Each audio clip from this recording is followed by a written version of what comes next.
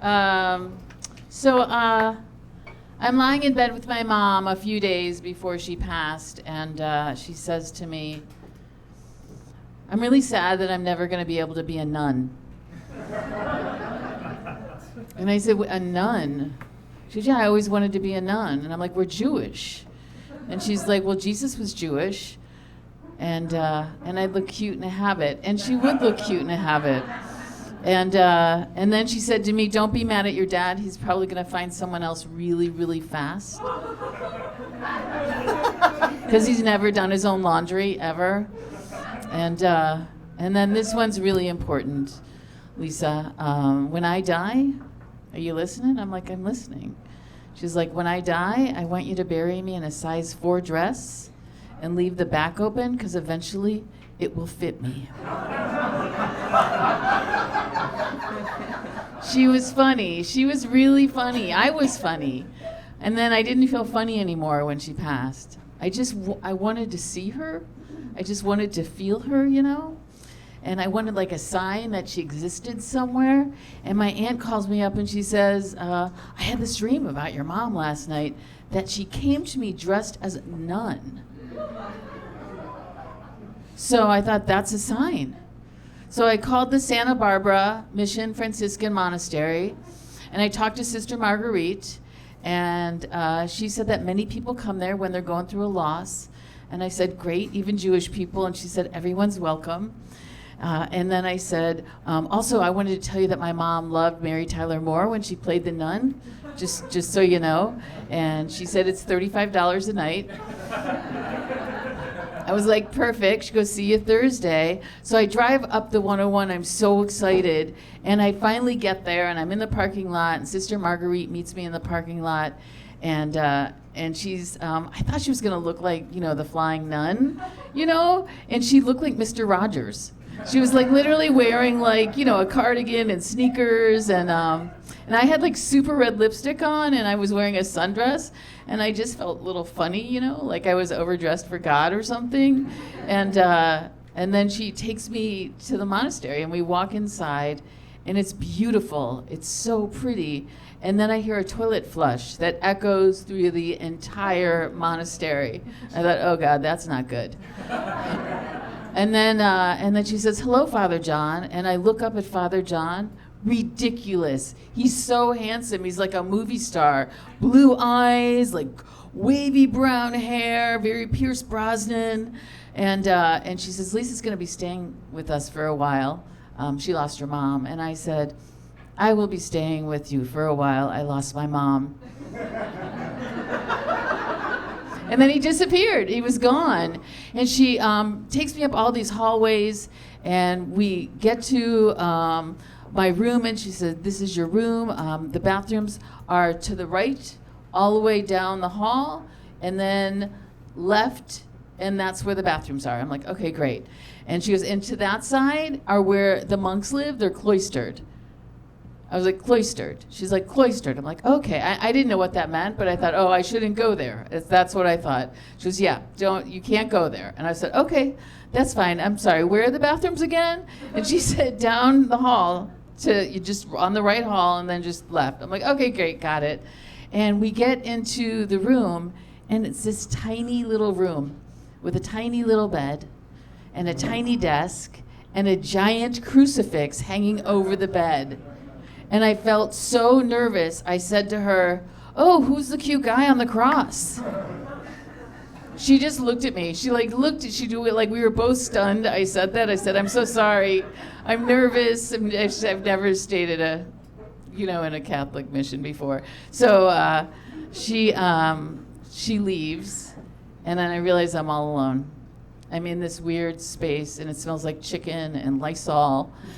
And I just feel like I made this huge, I should have gone to a spa. I have no idea what I was thinking. And so I unpacked my suitcase. I tried to scroll. There's no service. I can't scroll. And then I paced, and then I meditated, and then I did some yoga, and then I thought, what if Jesus falls on me? I rearranged the room. And then I rearranged it back because I felt dumb. And then I realized it had only been 5 minutes.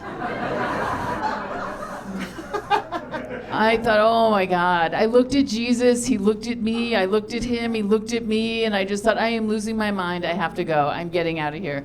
So I go find Sister Marguerite, and she's in an office with a bunch of other nuns. And I say to Sister Marguerite, I am so sorry. I think I have to go, and I start to bawl. I just started crying. I don't know why I'm here. My mom's not here. I don't know why I thought she would be. She's a Polish Jew. This is ridiculous. Oh my God, I'm so sorry, but this is worse than my divorce. It sucked, you know? Oh, sorry I said sucked, and sorry I said God before. Yeah, and my dad has a girlfriend because he can't do laundry, and one night she fell, and I was there because I was staying there because I was helping out. My dad came and got me, and you know, it was kind of cool staying there because my mom and I would just have long conversations, and we'd go through her clothes. And she had the most beautiful clothes. She had like Pucci dresses and Halstons and just amazing. We loved clothes. That was our thing.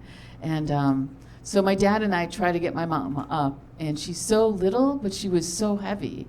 And we couldn't get her up. And finally, I'm like, okay, Mom, put your arms around my neck. I had to hold her hands there because she was so weak. And then my dad got her from behind it, and we hoisted her up onto this old person's toilet.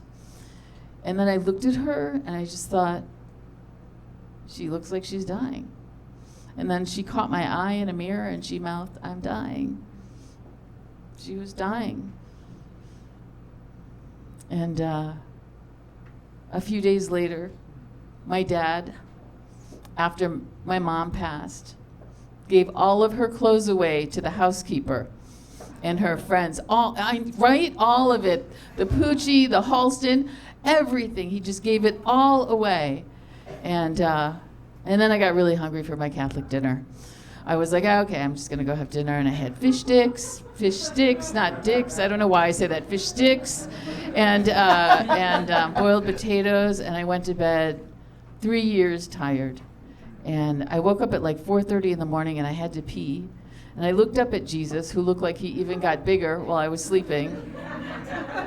And I'm like, hey, Jesus, do I just run down the hall in my nightie, or do I get dressed? And he's like, run. So I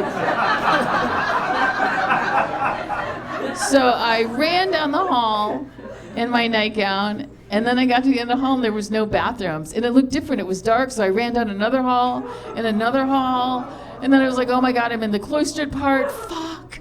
And I go up these stairs, and I run down a hall, and I turn a corner, and I run right into Father John. Father John.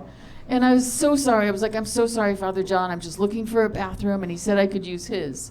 So I went into his room, which looked just like mine, but with like a bigger bed, a bigger crucifix, and a computer. And then I went and I peed, and then I flushed the toilet, and it echoed through the entire building.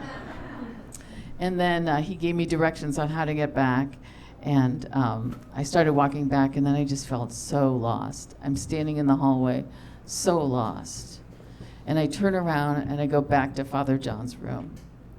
And he's laying on his side in his bed. And I go in there, and I get on top of the covers, and I lay down next to him. And then I back my body up against his, and then I pull his arm around me, and I said, Father John, this is called spooning. And then I woke up the next morning spooning with Sister Marguerite, and then I went home. And when I got home, my dad's housekeeper was loading the dishwasher in my mom's Pucci dress, and I thought, you know, I think this is what my mom would have wanted.